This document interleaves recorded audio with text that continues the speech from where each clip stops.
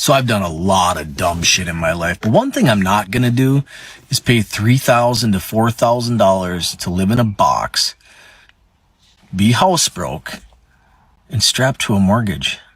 It's just not worth it.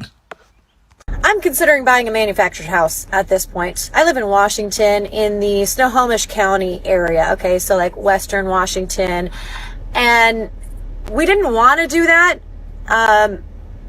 but at this point with the cost, it's crazy. I mean, the average cost of a house that we need for our size, like we ideally would need a 4-bedroom so that each one of our kids could have their own room and we could have our own room. But we're even looking at 3 bedrooms, okay? And the average cost is around $600,000, give or take, okay? And these aren't super nice big houses either. Like a lot of these houses are outdated or they need work, and it's irritating. But the manufactured houses that I'm finding are on land, and that is more important to me at this point than what kind of house. Okay, I've always said I will take a teeny tiny little crappy house if it means having tons of beautiful land. I would rather have that. Now, with a manufactured house, I'm just like, could we still make our goals? Could we still eventually sell it and make a profit? Could we rent it? I think renting would still be fine, but it's just, I don't know, because around here at least you can rent out a manufactured house for the same price as a stick-built house. Okay, for a 3-bedroom manufactured house you could charge like $3,000 a month here. It's crazy. It's just nuts. But I don't know. And then we're like, oh well, eventually we can move the manufactured house somewhere else on the land, or just tear it down and build the house that we want. And it's like, okay, yeah, but then you got to look at the zoning and the septic and all this stuff and see like, what if, you know, if you are able to build, what can you build, and all the things that go along with it. It's just a lot. And so many people are saying different things. Like some people are saying, oh, the best time to buy was yesterday, you know, like you're late, just buy it already, because it's not going to get any better. Other people are saying, wait, don't buy right now. It's going to go down. It's going to crash even worse than it did in 2008. Okay, well, people have been saying that for years now, and it hasn't happened. So how much longer am I supposed to wait? A year? 3 years? 5 years? I don't want to wait that long. Okay, by that point, in 5 years, I can have another house. I can have 2 or 3 houses, hopefully. It's just, I don't know. I don't know what to do. It's frustrating, you guys. I don't know. How much does it cost where you are? Like the average cost of a 3 to 4 bedroom house with at least, let's say, at least a half an acre. How much does it cost in the city and state where you are? Because it's around $600,000 for a decent house. Yes, you can find them in the 5s, but they need more work usually. And they're not in like desirable areas. And we're okay with doing like an hour and 15 for a commute daily. Even that's pushing it. That is pushing it. So I get a lot of comments saying like, oh, you still live with your parents, you're 30 years old. Well, they built an apartment in the basement for me. It's a full accessible outside entrance. It's amazing. And it works well because, you know, I have my dog he's the family dog now. I just want to show you an example of the housing market on Long Island. Take a guess how much this house is. I'll give you a sec. $480,000. $480,000. And this isn't even in the town that I want. For $480,000, you walk in and you have your beautiful staircase. Oh my God, gorgeous. And you have, I assume this is the basement, given that window's so high. Yeah. The bathroom. A bedroom.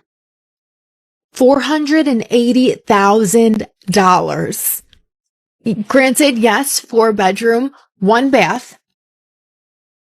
And this is what you get.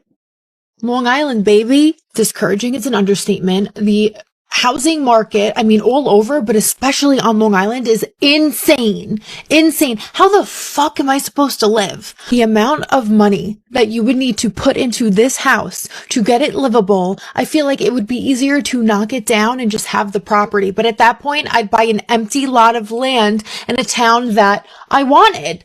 Like, I would sacrifice the town that I wanted if a house was perfect or near perfect or needed some work for the right price? Like, absolutely. What the actual fuck?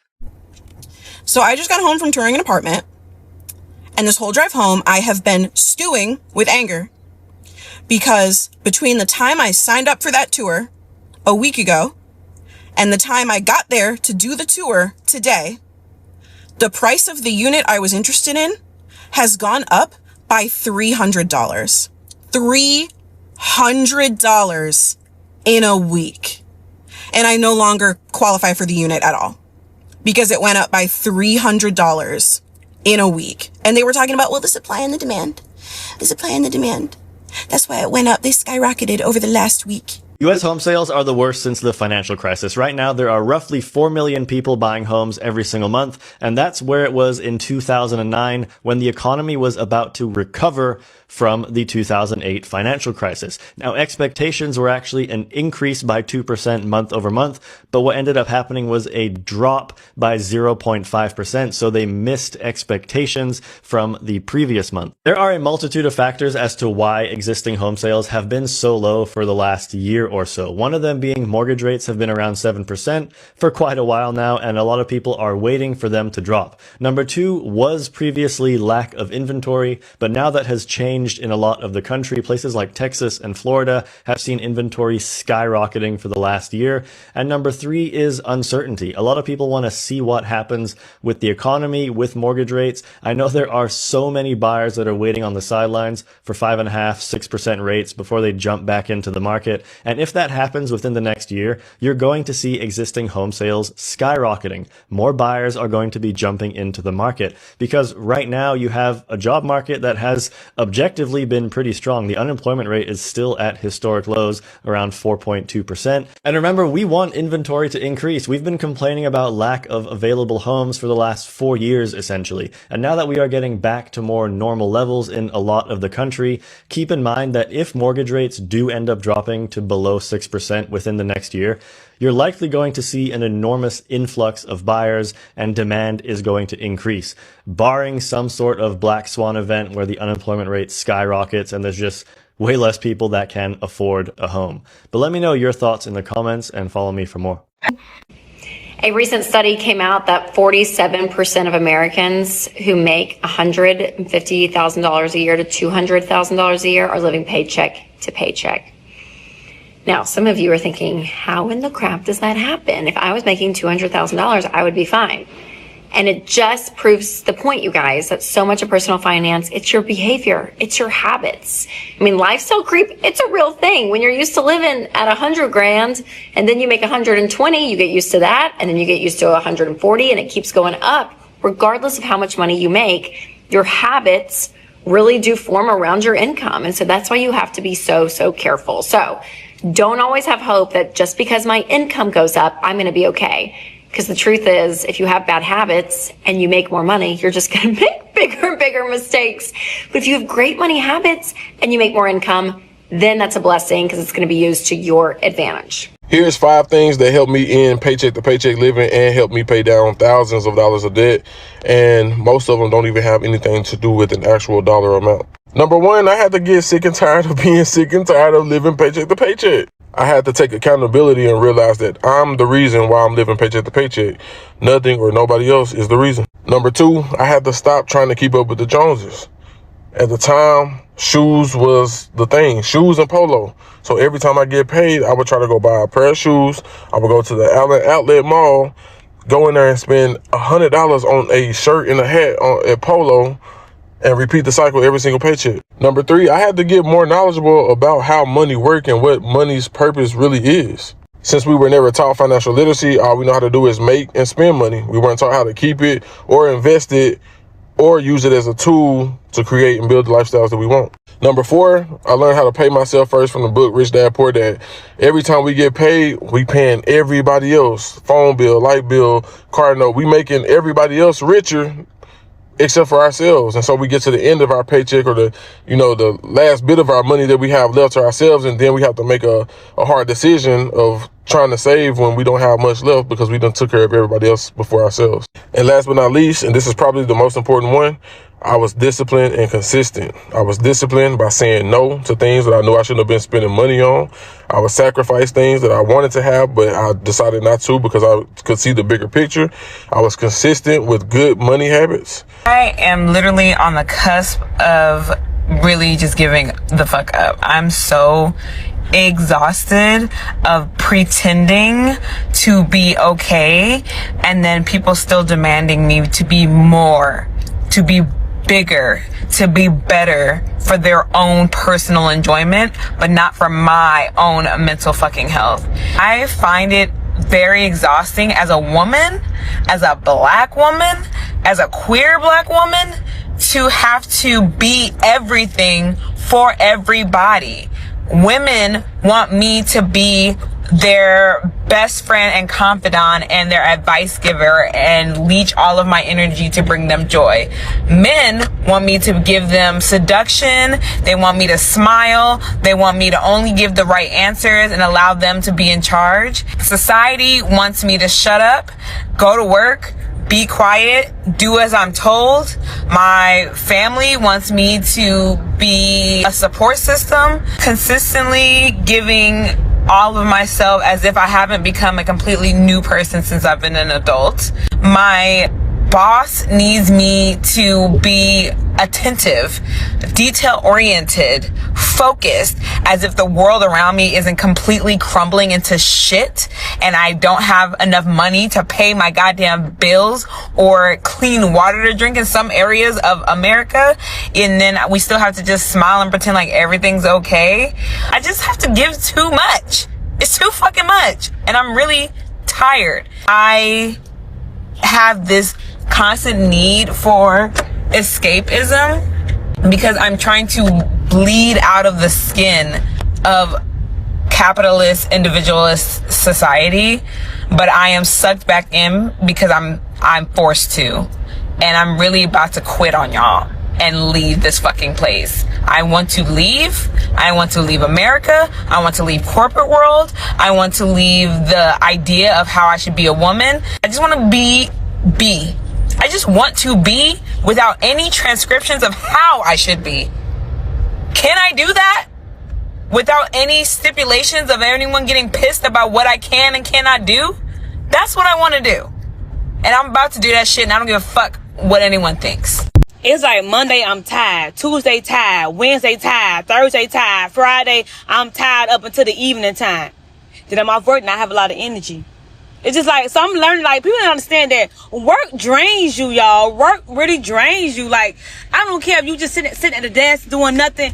Just being at work is really, like, tiring and draining. It's like slave work. Like, ain't my ancestors did that already? I don't know, I'm working like a slave. My ancestors already done worked like a slave already. It's just too much. Like, people understand we as 9-to-5 workers need, like, an extra day off. Like, it don't be right that we gotta work all these days. I heard they put passed a law that we get a Friday or a Monday off. They should do that because we need them days off. Like, we be stressed. I don't care if we ain't doing lifting a finger. It just work just naturally just drains you. Like, why I'm here? My coworker saw my bank account the other day and it said $25 and we don't get paid for another like 2 weeks. And he was like, how are you surviving? Like, how do you even live off $25? I'll tell you if you really want to know how I budget and save. I sleep. Literally, you have to have no obligations. Just sleep. Because if you're sleeping, you can't be spending money. Period. So expensive not to be rich, and I was raised very financially privileged. My mom had a good job. My dad stayed home and raised the kids. They didn't have to pay for childcare, like all of that sort of thing. But I am not as financially secure as my parents were, and so I'm living paycheck to paycheck. My payday is today, so of course I'm going through my bank account, making sure that like everything's ready for me to transfer money where it needs to go and pay the bills that I have. And I saw that there was an incorrect charge on my account, which led to an overdraft fee. And so when you don't have the money for simple mistakes mistakes like that to be happening, you're just in this endless loop of wasting your time and wasting money because you're paying for things that you didn't necessarily make a mistake on. And it just is crazy to me that rich people don't have to deal with this because they don't have to worry about if they have a minimum balance in their checking account. They don't have to worry about an overdraft fee because that's never going to happen. If a mistake happens, they'll get compensated, they'll get the refund, no sweat off their back. Maybe there is some time wasted having to like process and request a refund to be made. But when you're so tight with your time and tight with your money, anything that goes off of the plan, any deviation from it, throws a wrench in the whole entire system and ecosystem that you've created for yourself or have to deal with for yourself. People are always saying that the average American makes $45,000 a year. Where does the average American work? I want to make $45,000 a year. Are you kidding me? The most I have ever made is $30,000 in a year. Where are these people working that they're making $45,000? Like, don't just tell me that they're making $45,000 a year. Where do they work?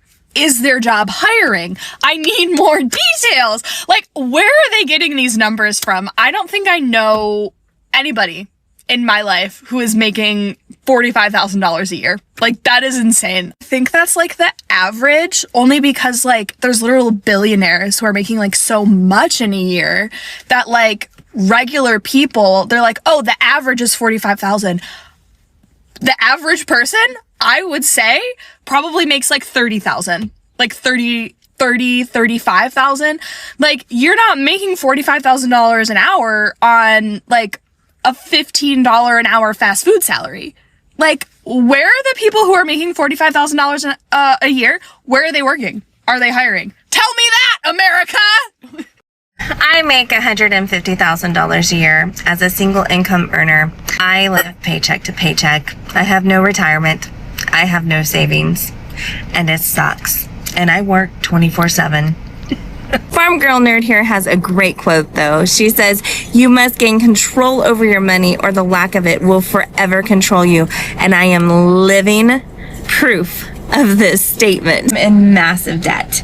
And it was not overnight. It happened over an 11-year span. When I tell you that I live paycheck to paycheck, it is not an exaggeration. This is why budgeting is so important. I was in an abusive relationship for many years and I was controlled. Budgeting feels very controlling to me, when in reality, all it is telling you where to put your dollars. It's interesting because as I'm going through this journey of getting out of debt, the more and more I realize that I am human and I have made mistakes, but I am taking control of those actions. And one day I will control my money. Right now I don't. Every single penny goes to minimum payments and it sucks. And that doesn't even include rent and mortgage. I have the day off work today and I'm outside hustling to pay for life.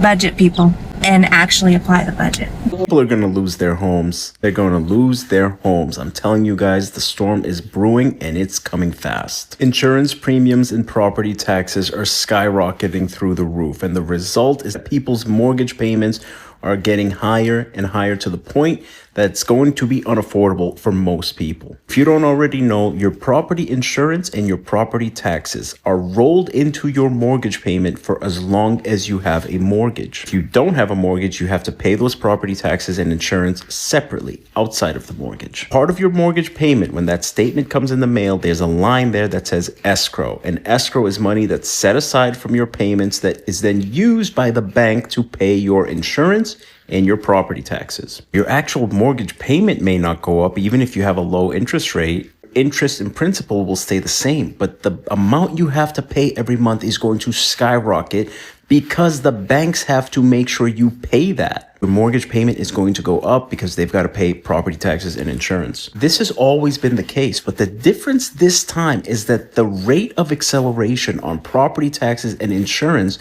is unlike anything anybody has ever seen. People's monthly payments are going up from $1,800 to $2,800, from $2,500 to $3,500. One of two things can happen. You either lose your home to foreclosure because you can't afford that payment, or you try to sell your home so that you can get out of this terrible situation. And the more people that start to now try to sell their homes, The more inventory increases, the more those prices are likely to come down. This does vary state to state, so it's not exactly the same in every state. Some states are in worse situations than others. They weren't kidding. Those fuckers weren't kidding. They said you'll own nothing and you'll be happy. This is mind-blowing. Take a look at this. This is the increases in prices by state over the past 40 years. And the biggest increase is actually in Washington State. Giant increase of 810%, far outpacing the national average over the past 40 years, a gain of only 490%. This is also far outpacing inflation numbers as well. Over the past 40 years, inflation has increased by 201%. We're also seeing big increases amongst these western states. In contrast, the state that posted the smallest gain over the past 40 years is actually in Louisiana. For more updates regarding our housing market, please follow me here. We have been in a real estate correction this is going on the 4th calendar year. Now, why a lot of people don't realize this is because prices have not gone down a lot. They have in some areas, which I can get to in a minute. But in terms of number of homes sold, fewer homes have been sold in 2023 and 2024 and looking like 2025 also than any year in the last 35 years. So 2008, 2009, 10, they sold more houses than we did in the past 2 years. So the housing market is in the absolute toilet. But without prices coming down, how do you qualify that as a crash? I guess a crash in terms of the real estate market moving. So, maybe for like an agent and in the real estate agent industry, it feels like a crash because nothing's moving and people aren't making money, and then they're kind of. Can we just talk about the Seattle housing market right now? Because I don't think I'm insane to think that I should be able to buy a house at this point in my life. I'm 32 years old. My husband is 34 years old. I am a software engineer, and then my husband is a paramedic. To be quite honest, we're doing really well for ourselves. We're pretty financially set. We finally got to the place where we can afford a down payment, and so we started seriously looking in Seattle. Our requirements were we just didn't want to move to suburbia, and if we did move out far away like North Bend, Issaquah, we're open to that, just as long as we have something like nature-y about it. We wanted like it to be in the forest or lots of privacy, or best case scenario like on a river or a lake. That would be awesome. So I shit you not, I've probably looked at every single new MLS listing that's come up in the last 3 months, and it's so rare to find something that wasn't built in like 1910 or 1920 with half of the square footage in the basement. Which is fine. Those houses are great, but they're going for $1.2 million plus.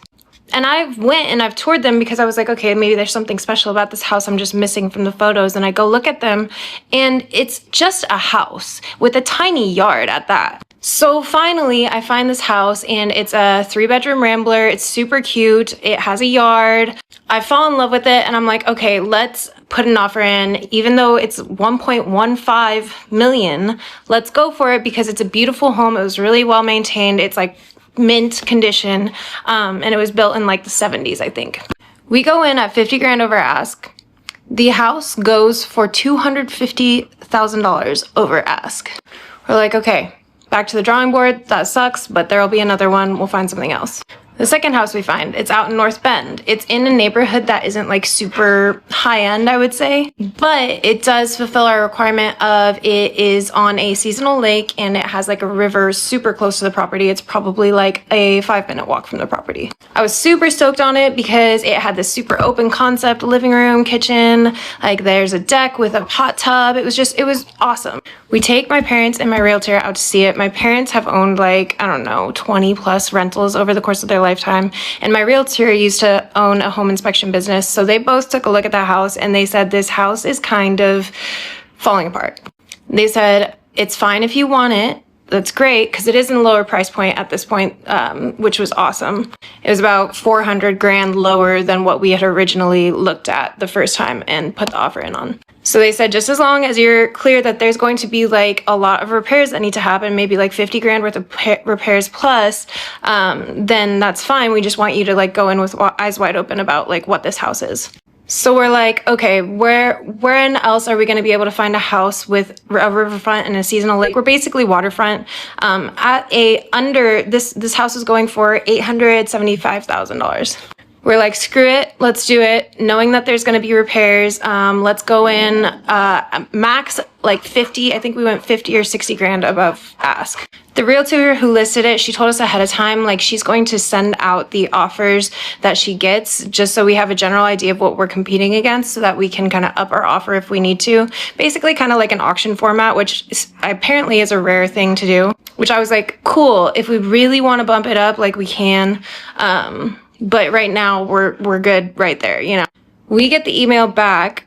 2 of the offers went for over $1 million. 2 of the offers waived financing. All of the offers waived inspections. This house had a lot of issues. Like what's it called? The siding was rotting. They hadn't done a full septic inspection, and so there was a risk that the water table was going to rise to a level that the septic couldn't handle. The attachment that they had added was like, it was like a DIY type of thing. Like, I don't know. They had permits for it, but I don't think they had somebody quality do it. There was just electrical wires running through like holes that had been drilled in the drywall. Which again, we were like, okay, I can deal with that at this price point. That's fine. But not over $1 million. So we bowed out of that one again. But it has been damn near impossible to find anything around here. I'm just curious, like, is anybody else frustrated or fed up? Like, I'm just trying to figure out if we should even buy a house at this point or if we should just keep renting. Our rent is only $3,000 a month. We're gonna double our monthly housing cost for like a basic house. I don't know. Welcome back to my series where I tell you how my husband and I get completely demolished in the Seattle housing market. Just to recap, we're 2 dinkwads, double income, no kids with a dog, and we are looking for our first home. We've had our hearts crushed twice before, and don't worry, I've been listening to your feedback. A, we need to drop our standards. B, we need to drop our price range. And C, we need to look outside of the areas that we were originally planning on. So here we are in Rainier Beach, Washington. I have never explored South Seattle before. I've literally lived downtown, north, east, west of Seattle, never South Seattle. Before we went to this open house, we went onto Reddit to see what people had to say about Rainier Beach, and oh my god, you guys, there were so many horror stories. We almost didn't go to this open house because we were like, do we really want to live there? But when we pulled up to the neighborhood, it was actually super cute. We had a really good feeling about this one, you guys, before we even went to the open house. It was a 1950s mid-century rambler, 3 bedrooms, 2 baths, and then it had an art shed in the back, which, oh my god, I just want somewhere I can paint. So when we pulled up and it was just as magical, if not more, than the Zillow photos, we immediately wanted to put an offer in. The people who lived here before, they did a really good job renovating it. They actually had just finished doing all the updates that they wanted to before the husband had to move for work, which is really unfortunate. But anyway, we get to the house. It's Saturday, right? And we know that the offer review date is sometime next week. So we fall in love with it. We asked the realtor who was there, when's the offer review date? And he says 5 p.m. today. I was like, excuse me, what? And basically what happened is he said that somebody had seen the house yesterday. They loved the house. They put an offer in at $900,000. Remember, the original price was $795, so they were going in at $900,000, but their offer expired Saturday at 6 p.m. So initially, we're thinking this is a good thing for us, right? We know what the one other offer is on the house, and we asked the realtor, we're like, what's a solid number to come in at? And he says $925. For $925, I think you can get it. So we're like, hallelujah, we can get our paperwork in 3 hours. I don't know how many other people can get their paperwork in 3 hours, but hopefully we have less competition because they only had done an open house on Thursday, and it was pretty small. So this was like the first time people were really seeing the house. And we thought maybe people won't be as quick as it. You guys, I thought this realtor was like our bestie and letting us in on all the secrets, but my sister brought up an interesting point later. She said, did you see the $900,000 offer? And I said, no. She said, what if there wasn't an offer? And essentially what he did by telling everybody at the open house that there was an offer in at $900,000 is he bumped up the list price to $900,000, and he scared everybody into offering right now while their heart's still in it and they haven't had time to fully process and think about it. You know, like that illogical decision making. I mean, we got caught up in it. But anyways, who knows? We ended up coming in at $925,000 with a escalation to $1 million. So remember, we have an escalator now $200,000 over ask price in Rainier Beach, which isn't like generally from Reddit anyway, the most sought after area. We think we have this in the bag. I keep telling my husband, I think this is the one. I think we got this one. Like we're finally able to be competitive. But the sad story that I've learned from this is that my husband and I have really good taste. We don't want just a cookie cutter house. We want a house with a little bit of flavor. And I know I'm going to get so much shit for that. But we do, and it's true, and I don't care. But the houses that we love, everybody loves. I mean, they're unique. They're one of a kind. They're rare in Seattle. So basically, even when we think we are finally busting out the big guns, we are not, because there's always somebody richer in Seattle. The final offer that was accepted was $1.1 million. The backup was 1.075, and then we were third.